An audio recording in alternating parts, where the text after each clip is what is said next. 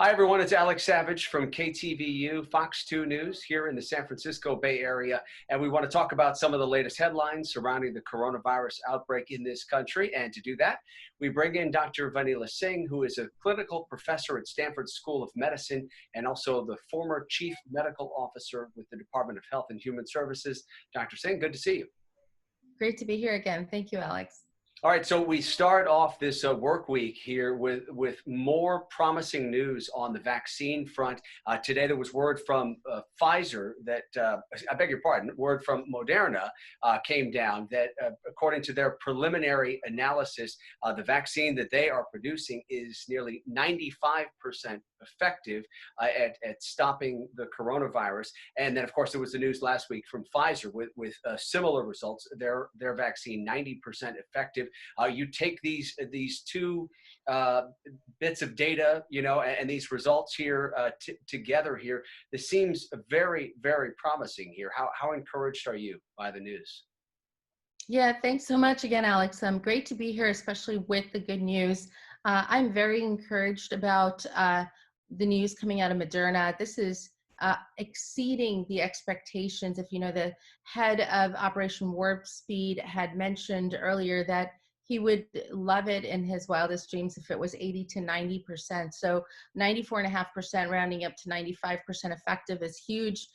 They had mentioned that the placebo arm of this study, with the arm that did not get the actual vaccine, had 11 serious disease, COVID disease patients, with 0 of the serious disease components occurring in the vaccine, the mRNA vaccine, which is in and of itself an amazing feat in science. Both Pfizer and Moderna share that the type of vaccine is not a live or dead virus. In fact, it is an mRNA vaccine that goes and gives us the message to the cells to develop those antibodies to fight the COVID disease itself, the COVID virus. So this is huge news.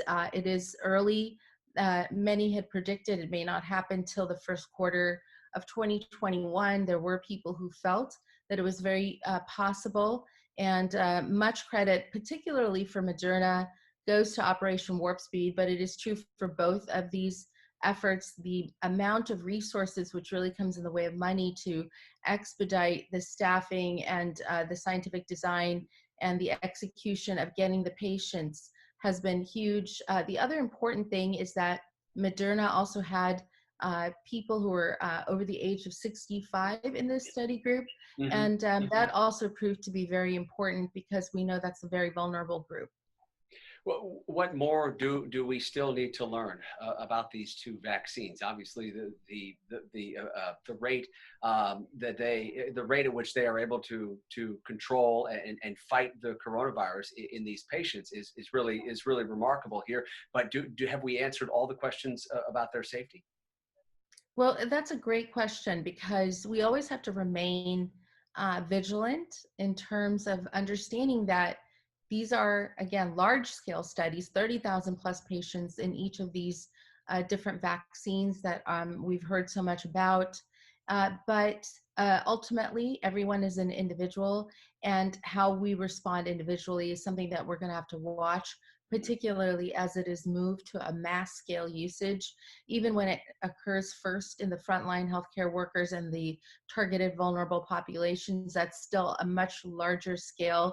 The head of the Operation Warp Speed today alone was estimating that perhaps in December, if things go as they expect, they may be able to get 20 million people vaccinated just in the month of December because of the logistics that they have worked out. They have 40 million doses, and each person would require 2 doses to get achieve the immunity that's needed for COVID. And that would be a much larger scale. So back to your question about, do we know everything? We're going to learn a lot more with the larger number of people getting the vaccine. But when you have these kinds of large scale studies, they definitely address the risks of common safety concerns, things that we would expect to see in this kind of large scale study. Would really look at what kind of common side effects, but much worse effects might there be. And fortunately, the news is so far so good. Yeah. So both of these companies, Moderna and Pfizer, they are obviously going to continue on the track they're on. They're going to wrap up these late stage trials that they're doing, the final phase of these trials that they're doing for their vaccines. They are going to finish this up here. So before they're going to finish these trials before they seek regulatory authorization, right, from the FDA. So how much longer do you anticipate that's going to take before the trials finish? And is the fact that we are seeing more coronavirus cases in this country playing a role in terms of how many people are getting COVID within this trial group? Yes, absolutely. So to go to your question about about the number of people, because it's important to be able to see who has the COVID virus and how serious is it. If we had a very low rate of COVID, then it's really hard to distinguish whether getting the vaccine is making any difference, because in general, you're not going to see disease, and certainly you're not going to see a high bad disease, if you will, a much more advanced disease requiring hospitalization or ICU care. But with the higher rates, one of the silver linings is that we're able to see the difference between not getting the virus vaccine and getting the vaccine. So I think that's really important. It is a silver lining. It's why we're doing this effort. If there wasn't a virus around, then you can try to find a cure or a vaccination for it. But if it's a very low prevalence, it's very hard to showcase the positive effects that a vaccine can have. So that's certainly going to expedite it. And then they have been planning for this, anticipating it. So my understanding is the FDA will issue and is ready to issue emergency use authorization as those results come in. So there's not going to be a delay or an unexpected. This is not the usual or order of business where it might go through different meetings and discussions. They have been anticipating this for a while because this is clearly the number one most serious public health issue in our country and worldwide. Number two is that the CDC will determine who is in fact going to get it as priorities. And of course, we've been talking about those priorities all along, being frontline healthcare workers, people who are exposed to it by occupational hazards, and of course, the people who are at risk for the worst parts of the disease, people who are vulnerable to having the serious disease itself, which is the elderly and those who have other medical issues that make them more vulnerable, less able to fight off the virus. Yeah, and that is, and I want to maybe kind of key in on that for a moment here, because you mentioned that before, and that does seem to be one of the things that a lot of medical professionals are sort of most excited about, is not just that these vaccines are effective at preventing coronavirus in patients, but it's the fact that they also seem to be very effective at preventing very severe cases of COVID-19, which is more important when you look big picture, right? At trying to limit the number of people who are going to be hospitalized because of the disease. That's exactly right. I mean, the key thing is if we can make this disease a mild disease, at worst, for those who are most vulnerable, we have now tackled a major concern of it, which is the morbidity and the mortality that we saw in certain segments of the population. If that's addressed and neutralized, then we have clearly changed the entire focus of what this virus can do, what are the risks of this virus. And it's something that we see with the flu as well. Before the flu vaccine was there, the vulnerable people with that particular influenza virus were, of course, susceptible to very bad outcomes.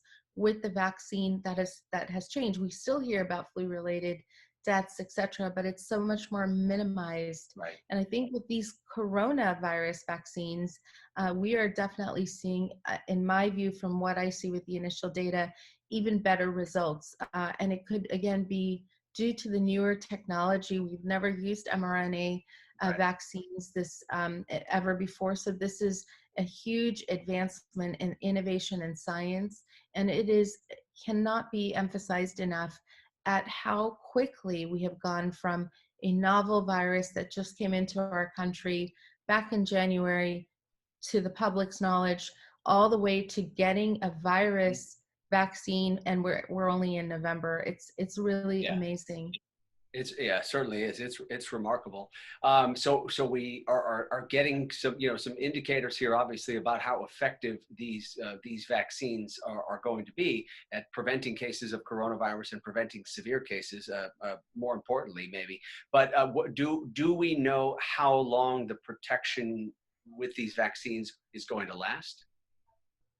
Yes, so that's a great question, and I think that we're hopeful that it might be months or a year. That's something that hasn't been answered yet because those folks are still being watched, and their antibodies and the conferred immunity from the vaccines will be followed. The IgG and the IgM, the immediate antibody response, but the more important long-term antibody response, and whether or not they're going to require booster shots down the line. All of that is still being answered, but the good news is that the initial prevention is there, and that's going to be a game changer. Yeah, absolutely. I mean, this really seems like this is going to speed up that timeline for rolling out a vaccine to first, of course, to the high priority groups and the frontline workers and those most at risk, and then hopefully to the general public. What do you, I mean, what are your predictions now? Now that we have this data here on these two vaccines, what do you think in terms of the vaccine being rolled out, widely distributed to sort of the general public? I believe, and I've said this all along, probably since March, right here on the network, that this is a very important time. When I was reading about Moderna and the partnership with NIAID, which is what Dr. Fauci heads, but the resources being provided by the Operation Warp Speed with Moderna and the other companies, and to watch that from the beginning, and to see that it wasn't just one company's effort, but that it was in several companies, and these are well-established companies with great scientists who are used to doing things at a mass scale, but with also the military and the government's preparation of the logistics with it. So I expect and anticipate that not only do they have to do their R&D and their clinical trials, they knew that they would have to do that, but how do you get it out to the public in a rapid fashion? Mhm. Each of these companies already have resources from the government to ensure that those millions of doses are able to get out to there. So the first phase that I like to see and say is going to be, of course, the targeted populations with each of the companies coming forth, and hopefully we hear good news from the other companies as well.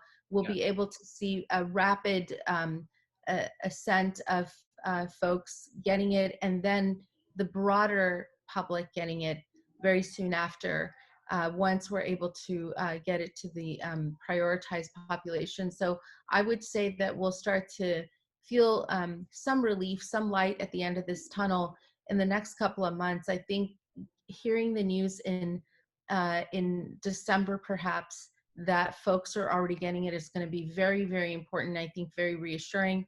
The markets certainly are sharing that now, Right. as they did a couple of days ago, and then I think well into the first quarter of 2021, we'll start to hear about it getting to the broader public.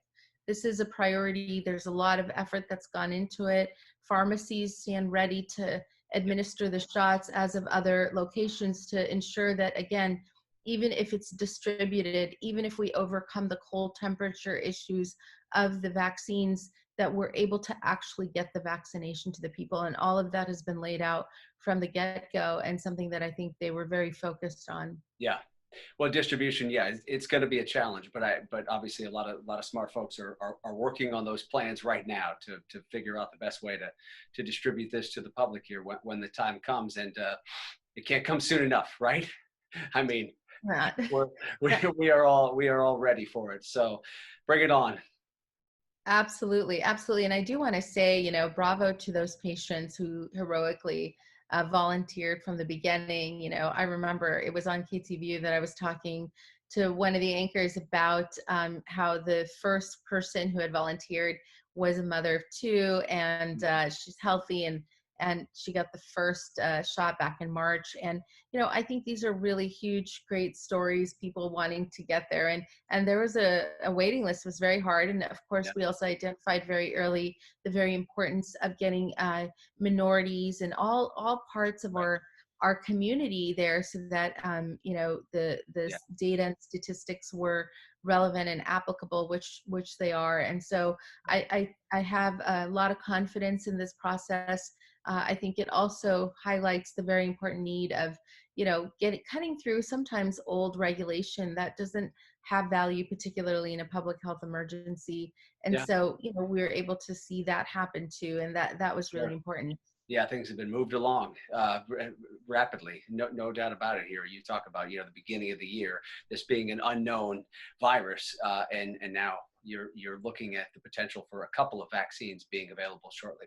Yeah, it's really just remarkable and very encouraging news for all of us. So, really appreciate you coming on to break down what we got going on the vaccine front, and all eyes on these two companies and all the other companies, as you say, that are still working on their vaccine candidates. Dr. Vanila Singh from Stanford School of Medicine and the former Chief Medical Officer with the Department of Health and Human Services. Always good to see you. Hope to talk next time with some more encouraging news like this. Great. Absolutely, Alex. I know we've been through a lot, and hopefully we get to continue to at least share some good news. And at the end of the day, everyone must stay vigilant, and Absolutely. so that we can Good get to point. the end of the tunnel. So thank Yep. you.